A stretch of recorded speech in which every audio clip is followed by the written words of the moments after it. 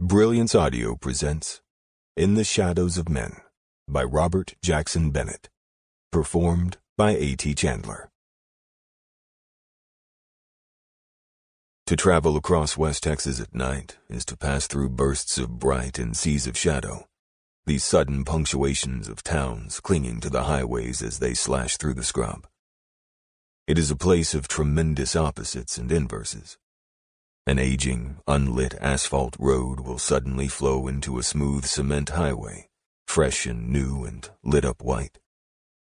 Then you will pass through countless tiny villages that are seemingly abandoned, all crumbling grain silos and mid-century town squares with the shop fronts boarded up, only to find the city at the next intersection is a booming hive, its gas stations fresh and new and crowded with muddy men in square-toed boots.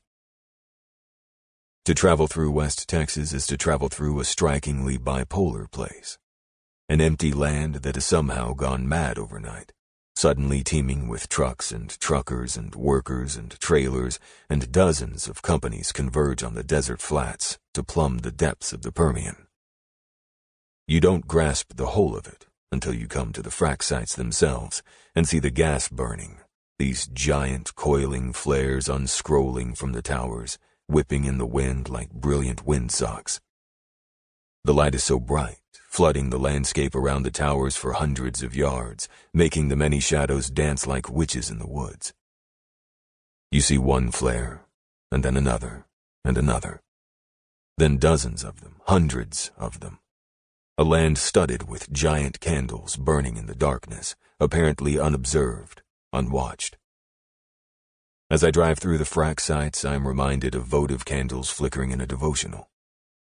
Yet the flares are curiously greasy at the ends, and I find an oily, unpleasant glimmer, a reminder, perhaps, that what is being burned has spent millions of years sleeping miles and miles under the skin of the earth. It was here long before we came, but in a handful of years we will eliminate this curious geological phenomenon. We will drain it dry, and we will burn it up, and then move on. These sites are the finished places, the sites where the work has been done. At the unfinished places, you see the man camps, the fleets and fleets of trailers and trucks where the roughnecks and the construction workers and the sand haulers sleep. A curious herd of men, migratory and nomadic, slipping from desert site to desert site, bringing their water and electricity and creature comforts with them. They're here, of course, for the same reason I am here, for the same reason all of us are here.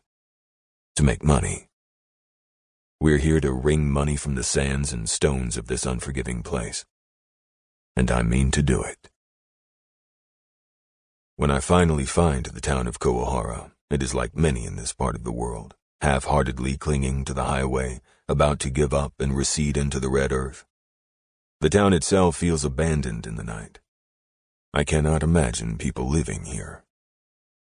I drive around it to the northern point, glimpsing a streak of modern highway in the distance, cold and white. It is busy with traffic, but the only thing Coahara gets is the faint sound of tires. I drive farther north, squinting at the white screen of my phone. I continue until I spy an old gravel road at the base of the street light, heading east into the scrub. I turn, and the road leads me up a very slight slope. A pair of headlights flashes on in the darkness, still and stationary. There's the honk of a horn. I point my truck at the lights and accelerate. As I approach, I see a building at the top of the hill, an old motel built in a large square U. I can tell at a glance that it was built in the 60s or 70s. Its roof is just peaky in that kind of way. There is a tall signpost out front, but the words are faded and the paint is gone. The sign looks to have been made in the shape of a crescent moon.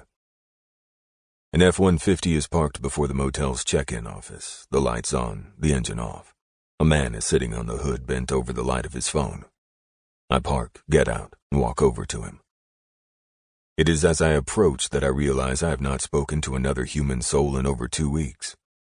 It is suddenly strange to do so now, alone in the dark of West Texas with this aged motel reaching out to me. But that is why I did this.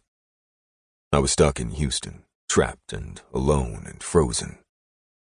So when my brother reached out to me with this curious job offer on the outskirts of Koahora, I accepted, if only to break the silence.